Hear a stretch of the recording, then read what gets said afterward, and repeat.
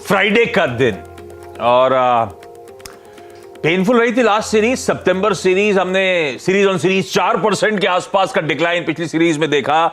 Last के series में जाते जाते 7-8 ट्रेडिंग सेशंस तो खासे पेनफुल। इनफैक्ट कल 7th स्ट्रेट ट्रेडिंग सेशन था जब दबाव के साथ, कमजोरी के साथ, प्रेशर के साथ भारतीय बाजारों में कामकाज होता हुआ नजर आया। इस सीरीज में हमने अच्छे खासे 18,100 तक के स्तर देखे थे मेरे ख्याल से 15 सितंबर को, और अब 16,800 के करीब जाके इस सीरीज एक्सपायर होती हुई नजर आई।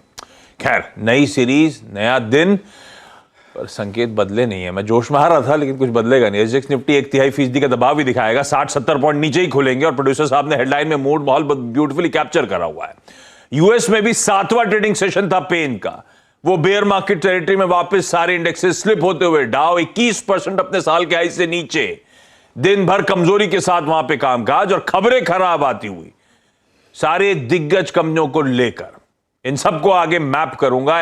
एक बार एशिया दिखा दीजिए, एक बार दिखा दीजिए एसजीएक्स निफ्टी, और तब और अब दिखाइए। हम डाइजेस्ट करके गए थे कल 2/3% से 1% का दबाव। कल के एक्चुअल सेशन में यूएस में 1.5 से 3% तक की कमजोरी। दबाव सबसे तगड़ा नैस्डैक में आता हुआ नजर आया, क्योंकि वो टेक्नोलॉजी जायंट्स की तरफ से बहुत सारे अपडेट्स आ रहे थे। खैर, ये कहानी थी ग्लोबली, और यही जो दबाव अब सुबह नजर आ रहा है, यही हमें डाइजेस्ट करने की जरूरत। इसीलिए प्रेशर थोड़ा सा बढ़ता हुआ एसजीएक्स निफ्टी का। ऐसे में ग्लोबली मूड मॉल है कैसा? नीरज जी बगल में बैठे हैं, इनसे बातचीत। क्या हो गया? पूछने की जरूरत नहीं। एक दिन का जो था वो खत्म, और रिस्क ऑन। हाँ, एक दिन में फुस हो गया। और गिरावट के लिए तमाम इंग्रेडिएंट्स मौजूद थे कल, जैसे जर्मनी का इन्फ्लेशन 10% के ऊपर, भारत का कैट जीडीपी के 2.8% के बराबर, करंट अकाउंट डेफिसिट। यस। और यूएस में जॉबलेस क्लेम्स और गिरे हैं, मतलब और स्ट्रांग दिखा रहे हैं। वो चिढ़ा रहे हैं, ऐसा लग रहा है। नौकरी मिल रही। बहुत इसके बेटा कह रहा है कि मैं भयानक ले ऑफ करूंगा। एप्पल डाउनग्रेड हो रहा है, सबके बावजूद। मेटा मतलब फेसबुक। हाँ, फेसबुक। उन्होंने कहा है कि वो दौर खत्म हो गया हमारी कंपनी के लिए जो कभी ग्रोथ का हुआ करता था। पिचाई साहब ने भी कुछ ऐसे ही, वो जब हाईलाइट कर रहे थे अपने टाउन हॉल में, इसी तरह के स्टेटमेंट्स उनके थे। गूगल, फेसबुक, फेडेक्स, एप्पल, सब तो वही बात कह रहे हैं। और वो चिप वाली कंपनी माइक्रॉन, वो भी यही कह रही है कि प्रॉफिट वार्निंग है।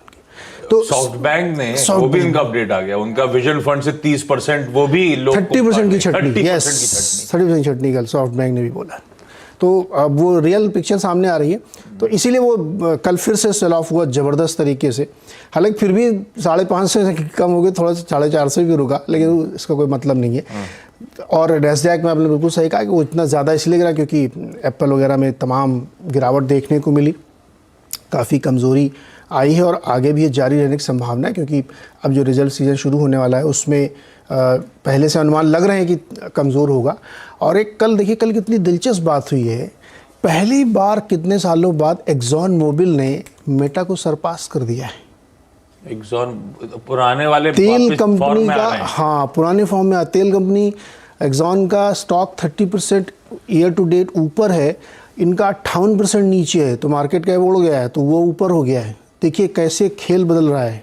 कन्वेंशनल कंपनी ऊपर, छड़ा हुआ है value versus growth, value versus growth. Value जीत गया इस बार।